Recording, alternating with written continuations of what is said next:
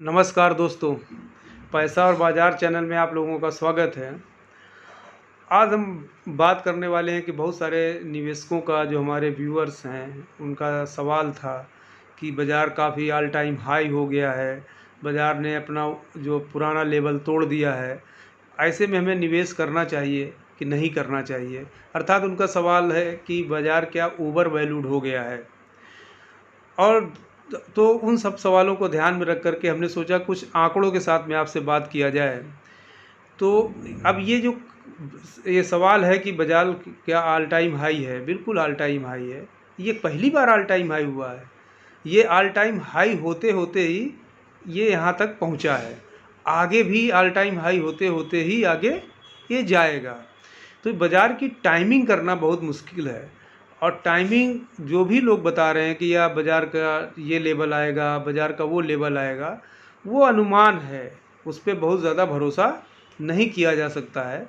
तो जिन लोगों ने निफ्टी 50 में 25 साल का यदि हम आंकड़े देखें कि इन 25 सालों में क्या हुआ, और जिन लोगों ने इस बाज़ार में टाइमिंग किया या ऐसे जो खबरों का जो उन्होंने ध्यान दिया कि बाज़ार ऑल टाइम हाई है, अब बाज़ार में महंगाई ज़्यादा हो गई है, बॉन्ड की यील्ड बढ़ गई है, या कहीं युद्ध हो रहा है, या कहीं महामारी फैल गई है, तो इन सब चीज़ों को ध्यान दे कर के जो निवेश से वंचित रह जाते हैं या निवेश करने में डिले करते हैं या टाइमिंग करते हैं, तो क्या हो सकता है?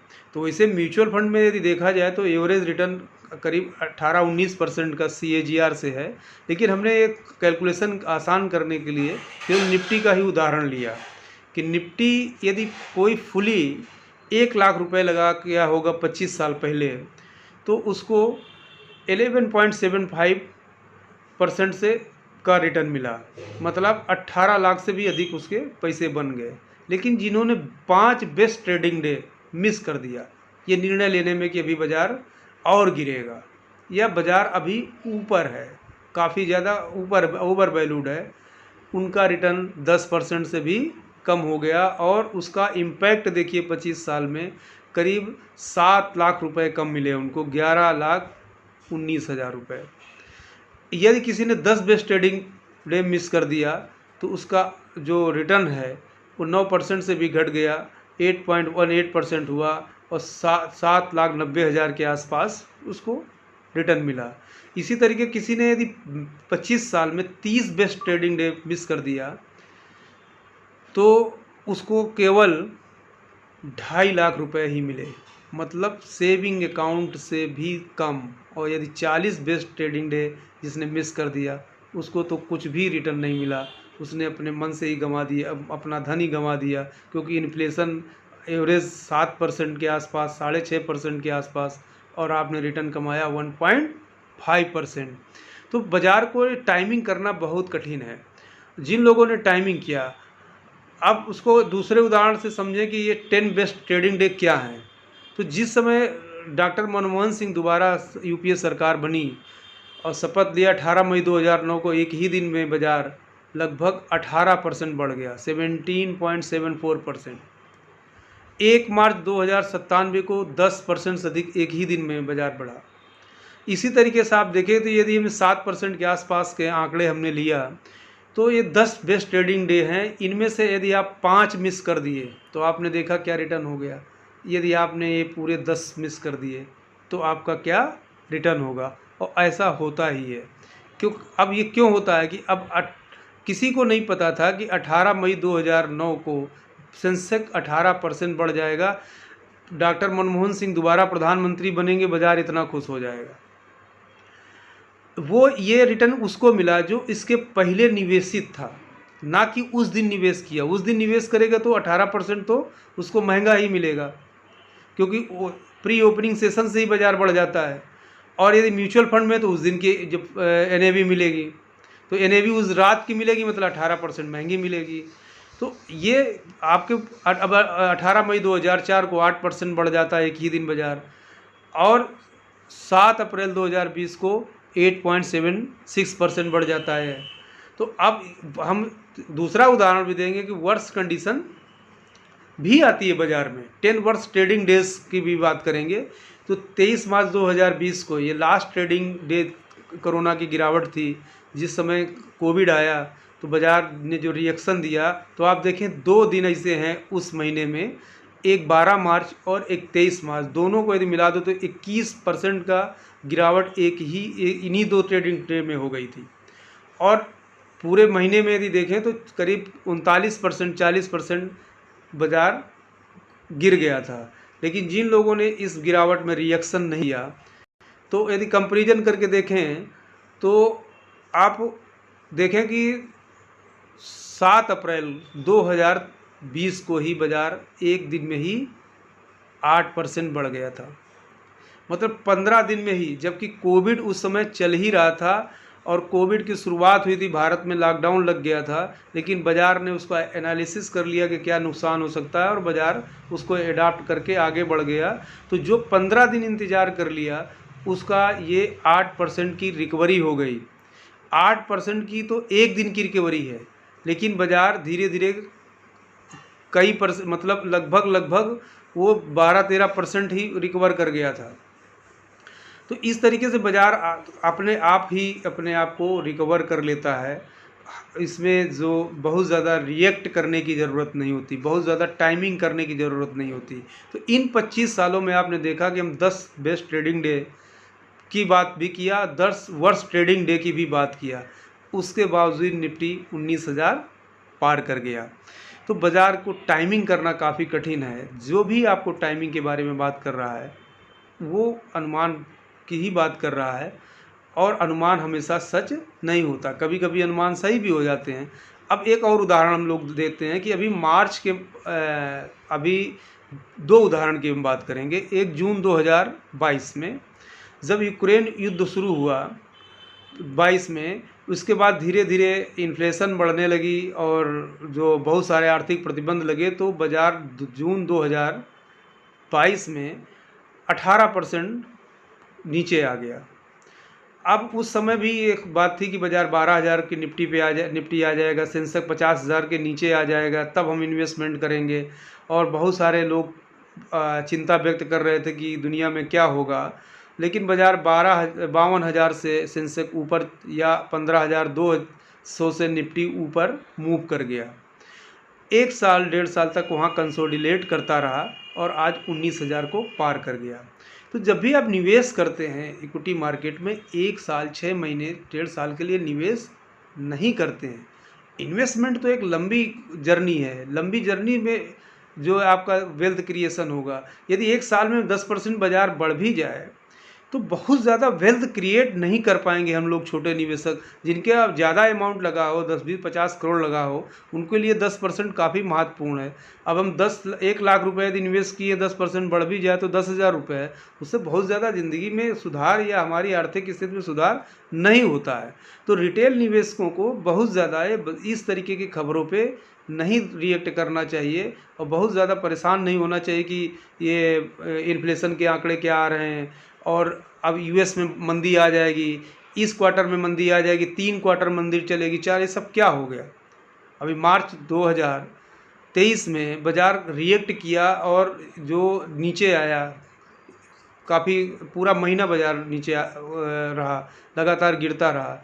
लेकिन आपने देखा कि मार्च के जो लास्ट के 2 ट्रेडिंग डे से और वहाँ से लेकर के अभी जून तक बाज़ार ने ऑल टाइम हाई बना दिया।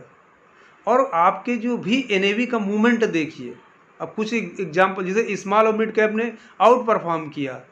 और जब आर्थिक मंदी आ रही थी, अमेरिका में 3 क्वार्टर रहेगी, 4 क्वार्टर रहेगी, ब्याज दरें लगातार इन दौरान भी बढ़ती रहीं। अभी केवल पिछले ही जो मॉनेटरी पॉलिसी आई उसमें ब्याज दर नहीं बढ़ाएगी, अभी भी संभावना है कि ब्याज दर 20-25 बेसिस पॉइंट बढ़ सकती हैं। तो ये सब होता रहेगा, आगे भी होता रहेगा। कहीं कुछ प्रॉब्लम आएगी, कहीं नई प्रॉब्लम खड़ी होगी। इन सब के बावजूद भी बाज़ार रिएक्शन देगा, नीचे आएगा, लेकिन धीरे धीरे रिकवर करके ऊपर जाएगा। तो एक जैसे टैग लाइन है कि fall is a temporary, growth is permanent. ये हमेशा ध्यान रखो कि ये जो गिरावट है वो टेम्परेरी है, ग्रोथ आपका परमानेंट रहेगा। तो बाज़ार में यदि निवेशित रहेंगे तो आपका वेल्थ ज़रूर क्रिएट होगा। और ये जो आपका जो टाइमिंग करने की तरीका है कि अभी महंगा सस्ता और ये इन्फ्लेशन, ये बहुत सारी जो खबरें हैं वो ट्रेडिंग के लिए खबरें हैं, वो आप निवेशकों के लिए खबरें नहीं। आप तो 10 साल आगे के लिए निवेश कर रहे हैं, 5 साल आगे के लिए निवेश कर रहे हैं, तो इस बाज़ार के लेवल से आपको क्या लेना देना कि ये 64,000 हो गया, 65,000 हो गया और अभी हम निवेश नहीं करेंगे, जब नीचे आएगा तब निवेश करेंगे।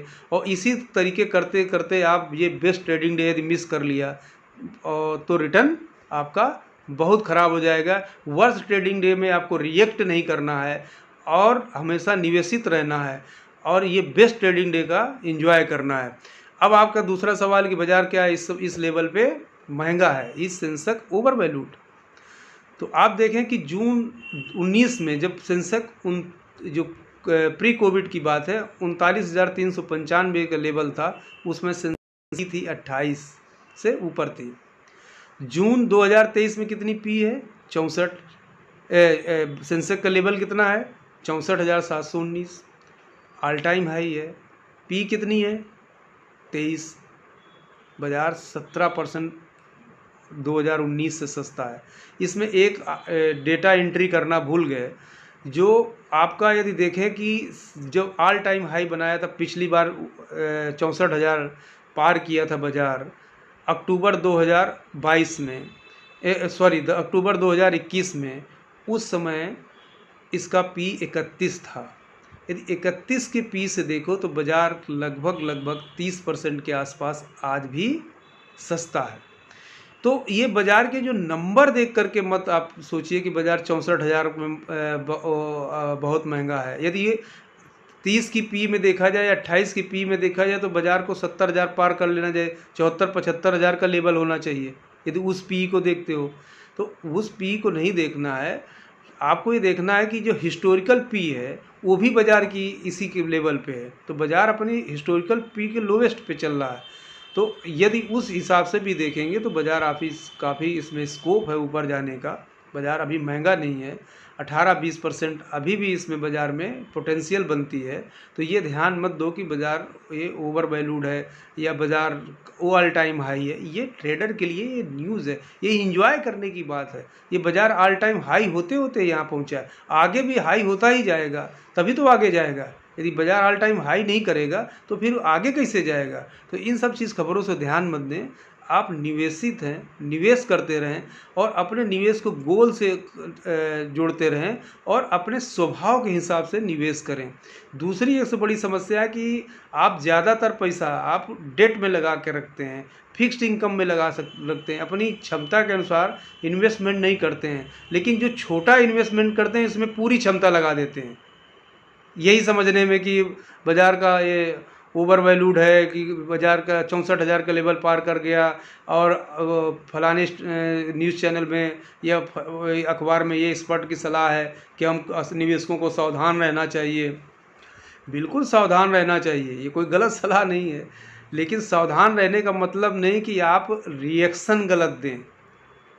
आप सावधान होने का मतलब है कि आप इन खबरों को ध्यान मत दें। ये ट्रेडर के लिए खबरें हैं, निवेशकों के लिए खबरें नहीं हैं। तो यदि आप ट्रेडर हैं तो ज़रूर इन खबरों को ध्यान दें। यदि आप निवेशक हैं तो निवेश करें और अपना जो काम कर रहे हैं उसमें आनंदित रहें और अपने निवेश को किसी गोल से ओरिएंटेड कर दें, तो जिससे आपको इन सब चिंताओं से मुक्ति हो जाएगी। तो ये जो दो आपके सवाल थे कि बाज़ार में टाइमिंग करके क्या पैसा बनाया जा सकता है, तो बहुत कठिन है टाइमिंग करना। एक आध बार आप सही हो सकते हैं, अधिकतम बार सही नहीं हो सकते हैं।